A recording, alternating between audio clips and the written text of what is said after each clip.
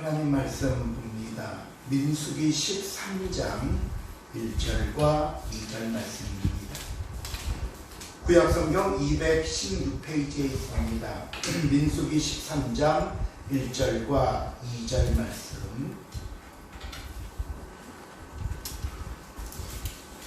여호와께서 모세에게 말씀하여 이르시되 사람을 보내어 내가 이스라엘 자손에게 주는 가나안 땅을 정탐하게 하되 그들의 조상 각 지파 중에서 지휘관 된 자 한 사람씩 보내라. 아멘.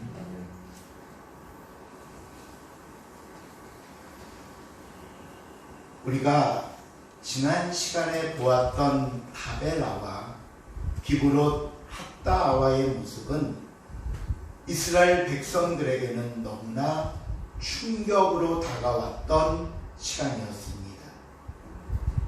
이전처럼 생각했습니다. 그때도 우리 뜻대로 됐으니 이번에도 그럴 것이라 여겼습니다. 너무나 안일했고 하나님의 뜻이 무엇인지, 하나님의 백성으로 산다는 것이 무엇인지 전혀 생각하지 않고 내뱉었다가 맞이한 큰 심판이었기 때문입니다. 사건을 수습하고 마음을 추스른 백성들은 발걸음을 위쪽으로 옮겨 바란 광야 가데스 바네아로 이동을 합니다. 여러분, 지도를 통해 경로를 다시 한번 보시면요, 제일 하단에 있었던 곳이 시내산이었고요, 그 다음에 여기가 다베라, 그리고 기브롯 핫다와였고요, 바란 강야로 계속 올라가서 오늘 가데스 바네아는 이쪽에 머무는 곳이고요, 요 위가 바로 여기가 지금 한쪽에 조그맣게 보이는 게 그 사해 호수고요, 여기가 갈릴리 가나안 지방입니다. 그러니까 이제 거의 턱 밑까지 다다르게 된 겁니다. 이곳에서 어떤 일을 만나게 되는가 하면요, 오늘 제가 읽었던 본문 1절과 2절 다시 한번 읽어보겠습니다. 시작.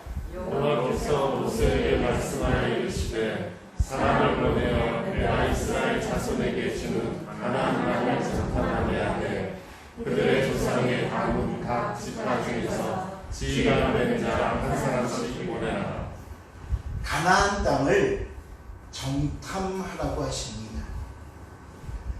말로만 듣던 가나안 땅입니다.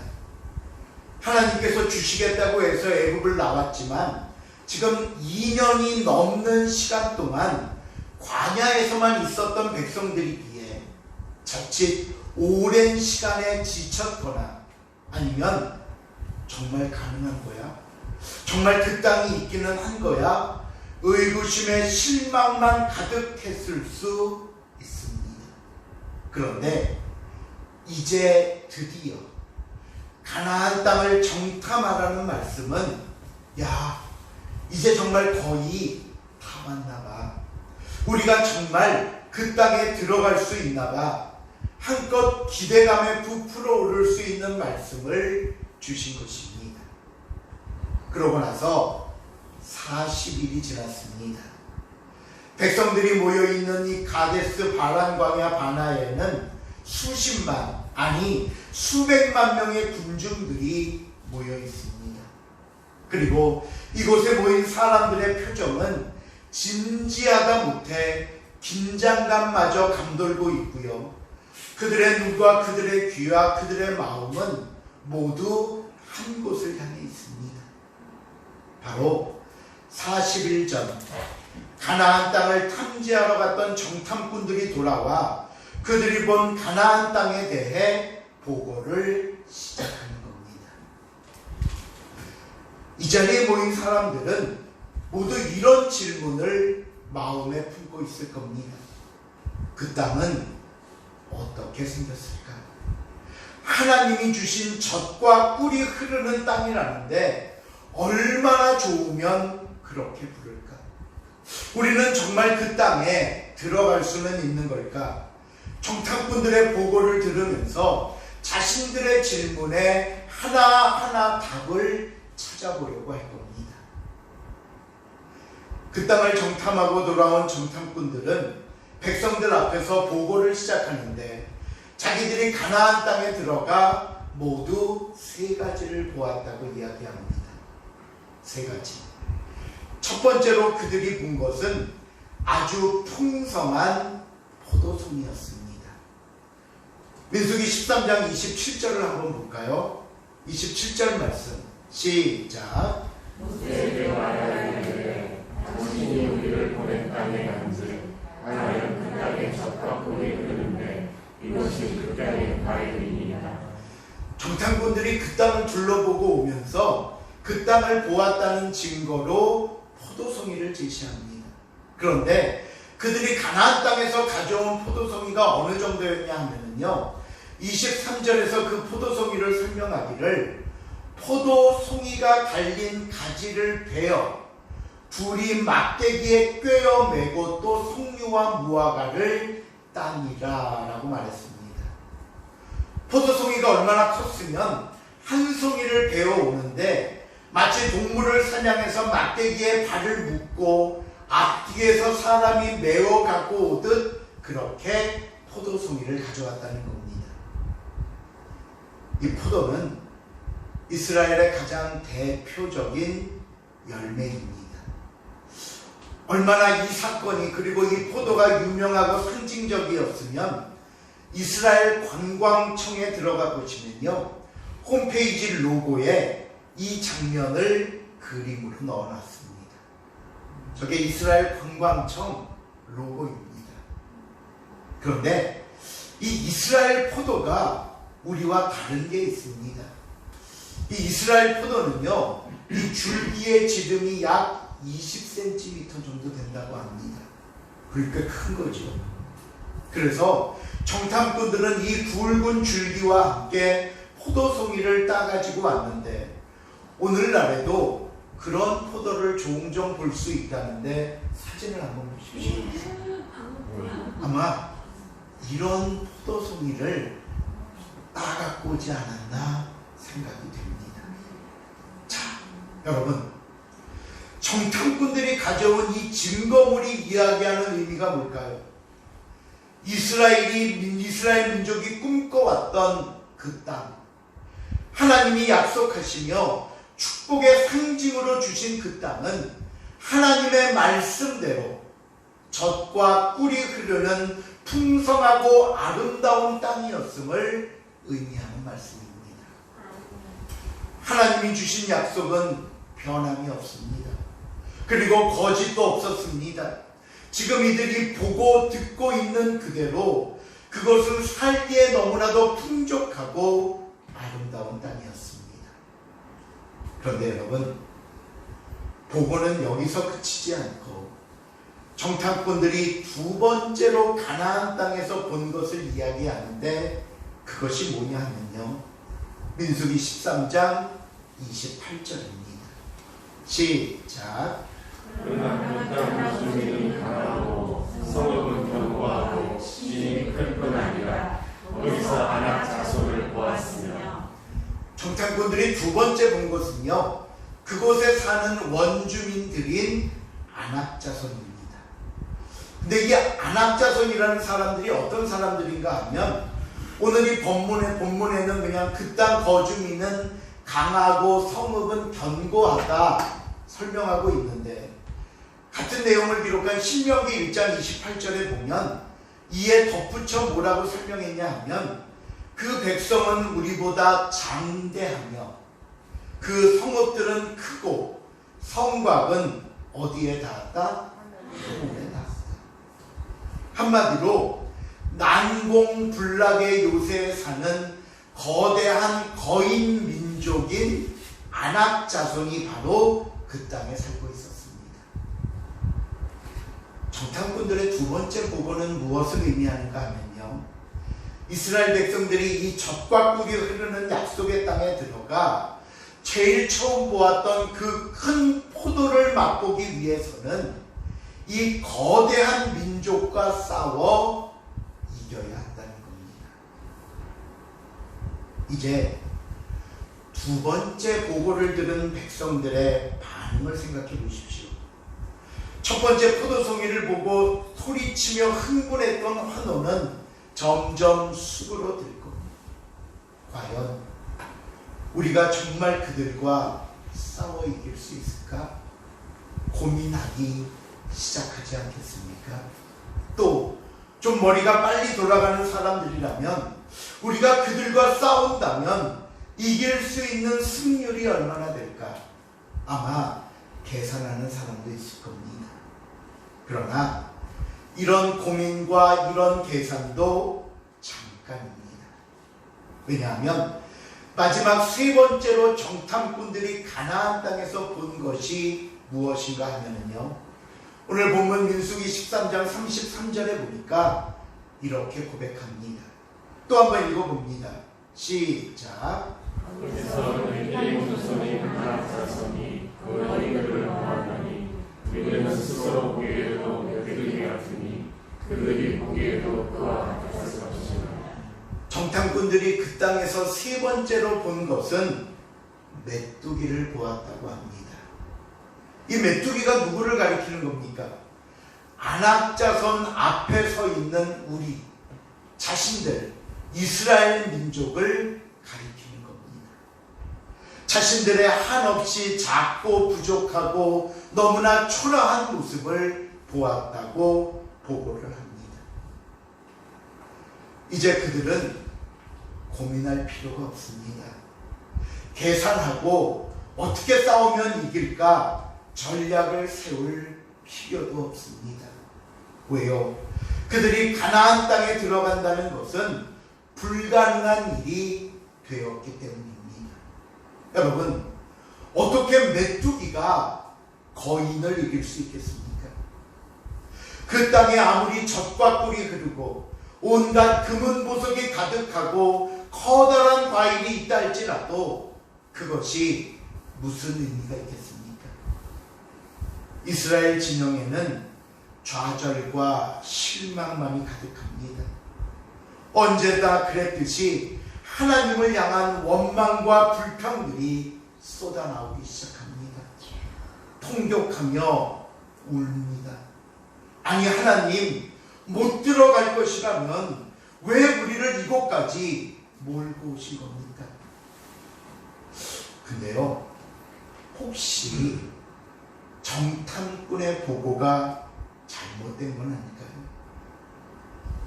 근데 성경을 보면 안타깝게 그렇게 보이진 않습니다.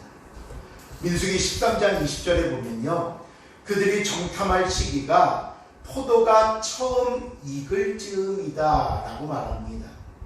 이때는 7월에 해당하는 날로서 굉장히 무더운 날씨입니다.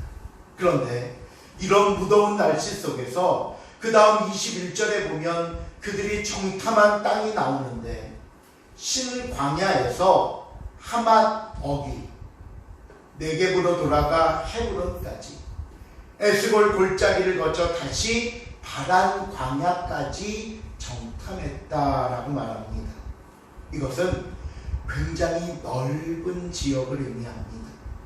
이 넓은 땅을 40일 동안, 그것도 이 무더운 날씨에 다 탐지했다는 것은요, 정말 이들은 쉴 틈도 없이 얼마나 최선을 다했는가를 보여주는 말씀입니다.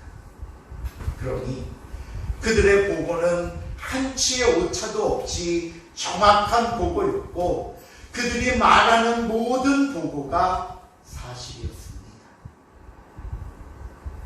아니면 좋으려면 거짓말이길 바랬는데 이스라엘 백성들은 더 슬프고 더 큰 실망에 빠질 수밖에 없었던 겁니다. 그러니 백성들을 한번 생각해 보십시오. 그동안 그들이 간직했던 꿈이 모두 물거품이 되어 사라져버리게 되었습니다.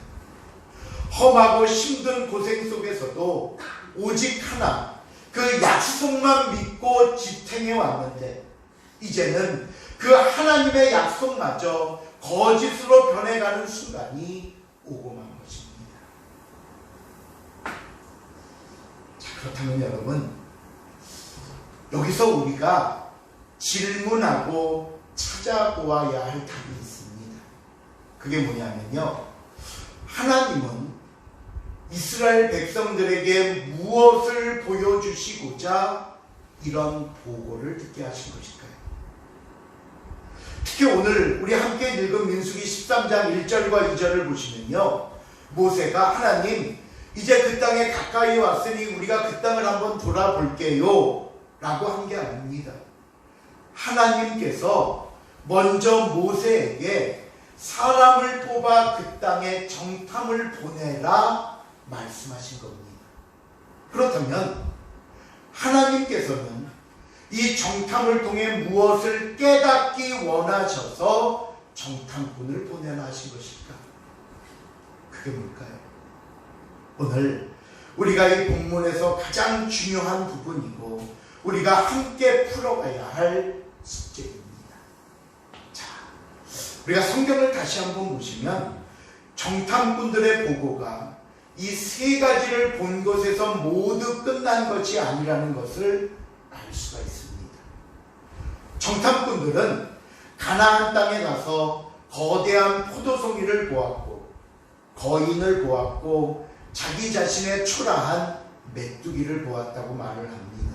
그런데 중요한 것은 이것이 전부가 아니라는 겁니다. 12명의 정탐꾼들이 가서 10명의 정탐꾼은 이 세 가지를 보았다고 보고하는데, 나머지 2명의 정탐꾼인 여호수아와 갈렙이 보았던 마지막 네 번째 보고가 있습니다. 신명기 1장 29절 30절입니다. 시작. 내가 너희에게 말하기를 그들을 무서워하라. 두려워하지 말라. 너희보다 먼저 가신 너희 하나님 여호와께서 애굽에서 너희를 위하여 너희 목전에서 모든 일을 행하신 것 같이 이제도 너희를 위하여 싸우신 것이며. 그 2명의 정탐꾼이 본 게 뭡니까? 그들 가운데 역사하시는 여호와 하나님을 보았습니다. 가나안 땅에서도 변함없이 하나님의 살아계심을 보았고, 동일하게 자신들과 함께 하시는 하나님의 능력을 보았다고 이야기합니다. 그리고 오늘 다시 민수기로 돌아와서 민수기 14장 8절과 9절을 보시면 이렇게 보고합니다. 여호와께서 우리를 기뻐하시며 우리를 그 땅으로 인도하여 들이시고 그 땅을 우리에게 주시리라. 이는 과연 젖과 꿀이 흐르는 땅이니라. 다만 여호와를 거역하지는 말라. 또 그 땅 백성을 두려워하지 말라. 그들은 우리의 먹이라. 그들의 보호자는 그들에게서 떠났고 여호와는 우리와 함께 하시느니라. 아멘. 그들은 우리의 먹잇감에 불과하다. 여호와는 우리와 함께 하시느니라. 여러분, 다시 한번 여러분께 질문을 드립니다. 왜 하나님께서 가나안 땅을 정탐하라고 하셨을까요? 가나안 땅에서 본 아낙 자손과 메뚜기를 보고하면서 과연 백성들이 어떤 생각을 갖기를 원하셨을까요? 하나님은 여호수아와 갈렙의 보고처럼 가장 힘들고 어려운 상황에서도 자신과 함께 하시며 분명히 약속을 지키시는 하나님을 발견하기를 원하셨던 겁니다. 여러분, 아낙 자손들이 얼마나 크든 무슨 상관이 있습니까? 그들의 성읍이 얼마나 높고 견고한들 무슨 의미가 있습니까? 자신들이 메뚜기가 아니라 그보다 못한 벌레가 된다 해도 달라질 게 뭡니까? 하나님께서 친히 자신들보다 앞서 행하시며 싸우신다는 사실을 우리가 잊어서는 안 될 것입니다. 오늘 이 말씀은요, 저와 여러분이 무엇을 바라보고 무엇에 귀 기울이며 살아야 하는가에 대한 가르침입니다. 우리에게도 분명 하나님이 약속하신 가나안 땅과 같은 축복들이 기다리고 있습니다. 여러분은 그 축복을 기억하십니까? 그런데 오늘 우리 앞에 닥친 문제가 뭡니까? 그 축복 앞에는 어김없이 거대한 장애물이 가로막고 있습니다. 이 장애물이 물질의 문제일 수 있습니다. 건강의 문제일 수도 있고요. 사람과의 관계일 수도 있습니다. 때로는 정말 감당하기 힘든 과중한 업무가 우리를 지치게 하기도 합니다. 그런데요, 더욱더 이런 상황에서 우리를 힘들게 하고 우리를 실망하게 하는 것은 이런 장애물 앞에선 우리의 모습입니다. 너무나 초라합니다. 너무나 약합니다. 언제나 그 앞에 메뚜기와 같은 모습으로 있을 뿐입니다. 그러니 먼저 포기하고 먼저 원망하고 먼저 뒤돌아서 합니다. 이 시간 사랑하는 성도 여러분, 오늘 하나님께서 이런 저와 여러분에게 말씀하고 계시는 것이 있습니다. 우리의 발걸음이 여기서 중단되어서는 안 된다는 겁니다. 포기하거나 주저앉거나 뒤돌아서서도 안 된다고 말씀합니다. 여러분은 누구를 바라보며 생활하고 계십니까? 무엇에 귀 기울이며 살고 계십니까? 하나님의 자녀들이 사는 모습은 세상 사람들의 삶과는 다르다는 것을 기억하시기를 바랍니다. 우리는요, 세상 사람들처럼 어떤 정보나 기술과 힘으로 살아가는 사람들이 아닙니다. 오직 우리와 함께 하시는 하나님으로 더불어 살아가는 사람들입니다. 우리는요, 전략과 전술로 성공을 이야기하지 않습니다. 오직 하나님이 함께 하심으로 성공을 이야기하는 겁니다. 그러기에 때로는 우리 앞에 닥친 문제가 실망을 안겨준다 할지라도 그 실망이 포기로 이어지는 것이 아니라 오히려 더욱 간절한 기도로 이어지시기를 바랍니다. 이제는 내 힘, 내 방법, 내 능력으로는 도저히 할 수 없다는 것을 우리가 깨달았으니 남은 것은 오직 하나님만 바라보며 하나님만을 의지할 수 있기를 바랍니다. 이것이 고난 앞에 선 저와 여러분의 모습이어야 하며 이것만이 하나님의 축복을 받아 누릴 수 있는 하나님의 자녀들의 방법이라는 사실을 오늘 본문은 우리에게 가르쳐주고 있습니다. 말씀을 맺습니다. 결국 그들은 가나안 땅에서 모두 4가지를 보았습니다. 그렇죠? 여러분, 우리의 삶 속에 이런 일은 언제나 일어납니다.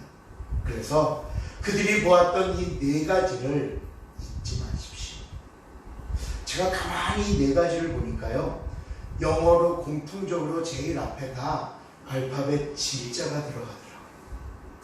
첫째로 그들은 포도를 보았습니다. 둘째, 그들은 거인을 보았습니다. 메뚜기가 영어로 뭔지 아세요? 그랬어. 아닌 척 해야지. 셋째로 그들은 메뚜기를 보았습니다. 그리고 마지막 여호수아와 갈렙이 본 게 뭐라고요? 4번째로 그들은 하나님을 보았습니다. 여러분, 아무리 세상을 정확하게 보고 과학적이고 합리적인 판단을 한다 하더라도 우리에게는 그것이 전부가 아닙니다. 왜요? 저와 여러분에게는 하나님이 계시기 때문입니다. 세상의 계산이나 방법으로 일이 진행되는 것이 아니라 오직 하나님의 뜻과 하나님의 방법으로 이루어지기 때문입니다. 그러기에 오늘 여호수아와 갈렙이 보았던 하나님을 우리도 볼 수 있기를 바랍니다. 이제도 하나님이 우리를 위해 싸우실 것이라 외치시기를 바랍니다. 그들은 우리의 먹이라 오직 여호와는 우리와 함께 하시느니라 고백하시기를 바랍니다. 항상 저와 여러분 안에는 하나님이 살아계시고 하나님이 이끄신다는 사실을 기억하면서 제일 마지막 하나님을 바라보며 하나님을 통한 믿음으로 감당하며 믿음으로 승리하는 저와 여러분의 삶이 될 수 있기를 주님의 이름으로 축원을 드립니다. 기도하시겠습니다. 하나님, 오늘도 우리는 세상에서 수많은 포도송이들을 바라며 기대하며 기도하며 삽니다. 그러나 우리 앞에 있는 그 거대한 장애물들, 그리고 그 앞에 있는 한없이 초라한 우리 자신을 볼 때마다 또 좌절하고 낙심합니다. 그러나 하나님, 우리 안에 있는 하나님을 발견하게 하시고 하나님을 힘있게 하시고 세상에 담대히 외치며 나아갈 수 있는 우리의 믿음과 발걸음 되게 하여 주시옵소서. 감사드리오며 예수님의 이름으로 기도하옵나이다. 아멘.